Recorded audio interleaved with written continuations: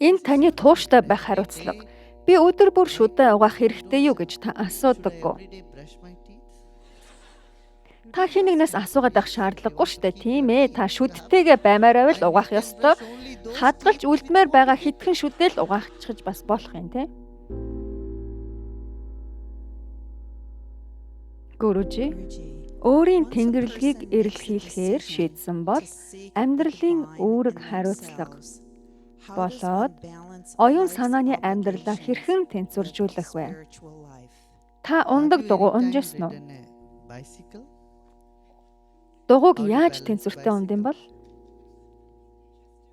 Зүгээр л жигээд явдаг.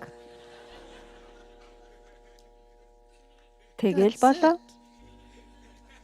Хэрвээ нийгмийн үүрэг хариуцлагаас ядарч цөхөрч байгаа бол оюун санааны зам өрөөр яв.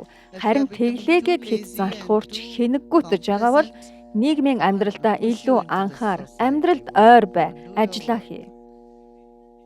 Та хоёуланг нь тэнцвэржүүлэх ёстой. Заримдаа оюун санааны замаар замнагчид маш залхуу болдог.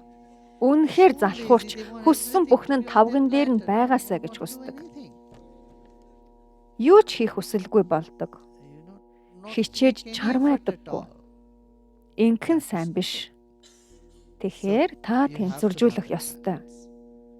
Тиймээс бясалгалын төвүүдэд, аашрамуудад хийх ажил маш их байдаг. Өөр олон хүн ирнэ. Тэр бүхний хэрэгцээ шаардлагыг нь хангана. Бүгдэд санаа тавина. Тэгсэн хэрн өөрийн тайван байдлыг хадгална. Энэ ч л байхгүй юу?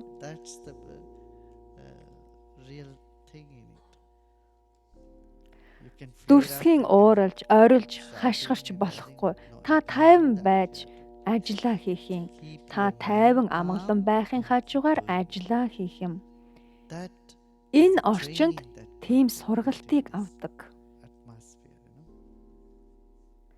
Та онгоцны үйлчлэгч бол зайлшгүй инээмсэглэх ёстой.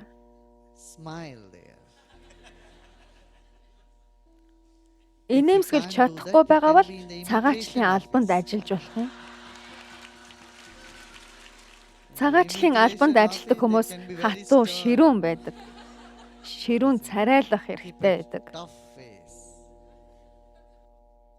Оюун санааны болон материаллык амьдралыг хэрхэн тэнцвэржүүлэх вэ? Та тэнцвэржүүлмээр байгаа мó? Та чадахгүй. Өөртөө төлөвлөгөө гарга.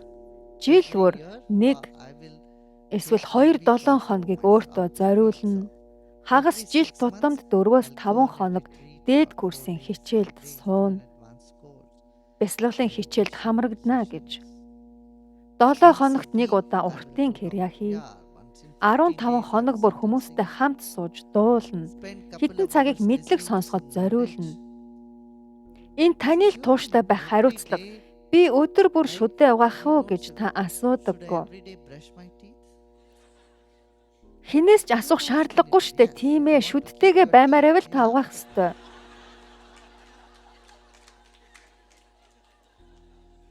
Хадгалж үлдмээр байгаа хитгэн шүдэл угаачгаж бас болох юм.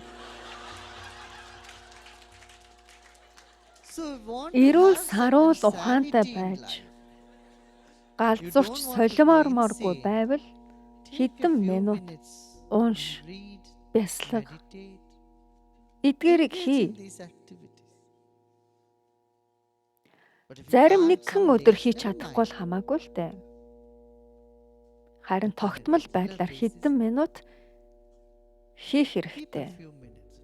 Жолоо барьж байхдаа өчигдөр, 10 өдөр, 10 жилийн өмнө болж өнгөрсөн юмыг бодож яхин оронд ядаж мэдлэг сонс. Хөгжим сонс. Энэ бүхнээр өөрийн энергийг өндөр байлга.